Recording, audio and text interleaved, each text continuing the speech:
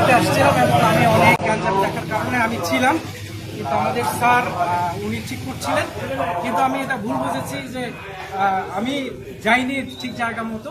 So আমার এটা অনেক একটা ভুল হয়ে গেছে, কিন্তু এখন সুষ্ঠুভাবে তেল নেওয়া হচ্ছে। আমি বলেন এই চতুর্দিকটা লাইনে দাঁড়ানোর চেয়ে এই যে এক লাইনে সবাইকে দাঁড় করিয়েছি, এটা কি ভালো এটা করেছে না অনেক ভালো হয়েছে স্যার, এটা আমি প্রথমে বুঝিনি এবং আমি যারা কর্তৃপক্ষ আছে তাদেরকে জিজ্ঞেস করছিলাম, কিন্তু আপনাকে আমি চিনিনি স্যার, এই জন্য এটা ইট ইজ ওয়ান্ডারফুল। এবং এখন দেখেন আপনি লাইনে দেখতে পারেন যে সুন্দর, আমরা তখন এলোমেলো ছিলাম, কিন্তু এখন কাউকে বলতে হচ্ছে না কাউকে বলতে যে আপনি সরেন। লাইসেন্স যাদের নাই, তারপরে গাড়ির কাগজ নাই, তারা ফিরে যাচ্ছে এবং ফাঁকা, সেটা আমরা প্রথমে বুঝি নাই। এটা অনেকের, আমারও ভুল এবং অনেকে এটা ভুল করছে। আর আমরা গতকাল থেকে তো মাইকিং দিচ্ছি। এবং অনেকে মাইক, যেমন আমি শুনতে পারি।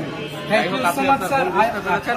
আপনি এখন যেটা করবেন, আপনি লাইনের ওই যে সবার পিছনে যিনি আছে সেখানে গিয়ে দাঁড়াবেন। থ্যাংক ইউ স্যার, কিন্তু আমি স্যার আপনাকেও ধন্যবাদ জানাবো স্যার, উনি কিন্তু একজন সরকারি কর্মকর্তা হয়েও খুব সাধারণ লোকের মতো কাজ করছেন।